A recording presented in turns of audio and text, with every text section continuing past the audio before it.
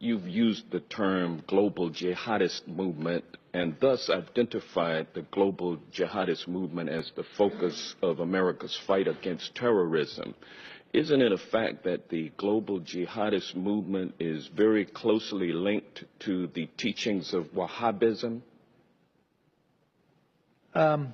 Yes or no? Yeah, I would say they draw inspiration in a perverted sense, but yes, I would say, and Robert may want to elaborate on that. But the two big global jihadists are Al Qaeda and ISIL. And they draw their inspiration from the Wahhabi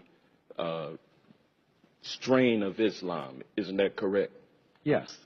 And the Wahhabism is a 18th century offshoot of Sunni Islam, which began in the land that has come to be known as Saudi Arabia. Isn't that correct? Yes. And Wahhabism seeks to purify Islam by getting rid of a number of human behaviors and practices that it considers to be sins against Allah. Correct? Correct. And Wahhabism is a strict, fundamentalist, highly intolerant strain of Islam. Correct? Yeah. Correct? And now, isn't it a fact that the Saudi ruling monarchy derives its legitimacy by reliance on the ideology of Wahhabism? You want to? The Saudis are riding a tiger. The Saudis are riding a tiger. So if you will answer, you know what I'm question, saying. What I'm saying. Isn't it a fact? No, I wouldn't put it that way. I would say it's not a fact that they depend solely on Wahhabism for their legitimacy. They derive legitimacy from a variety of things. One of them is Wahhabism, but it is not the only one. Well, is it fair to say that Wahhabism is the state-sponsored religion of Saudi Arabia?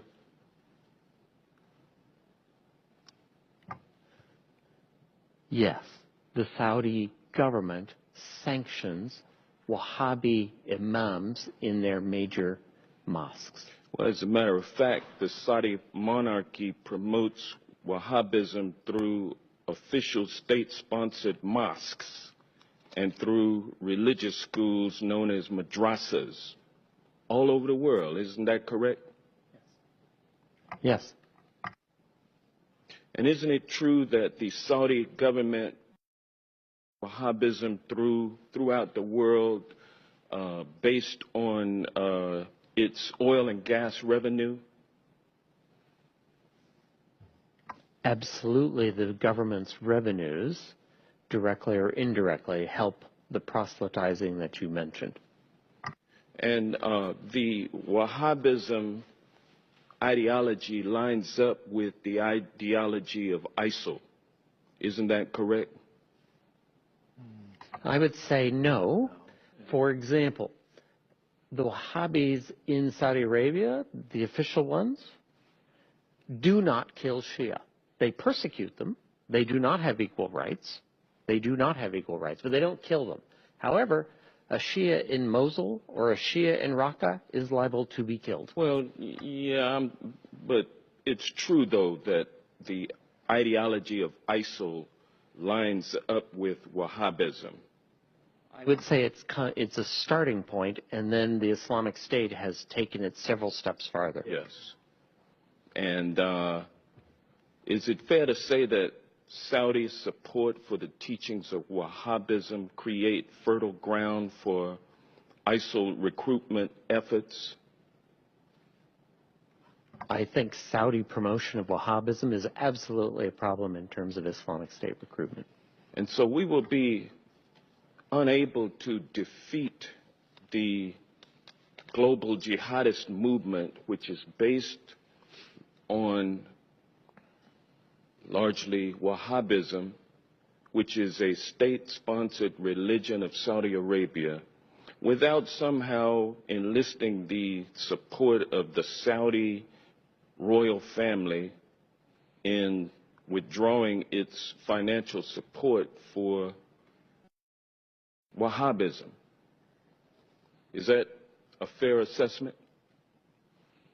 So in the discussion we had earlier about dealing with radicalization in the first place, this is what you're talking about, right?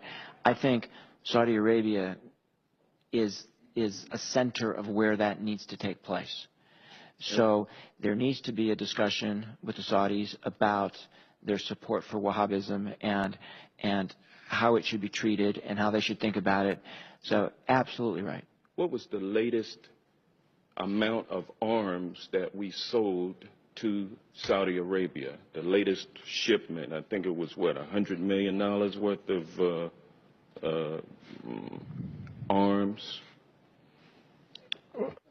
Well, there's support for the campaign in Yemen, but the arms sales that occur periodically are in the billions of dollars.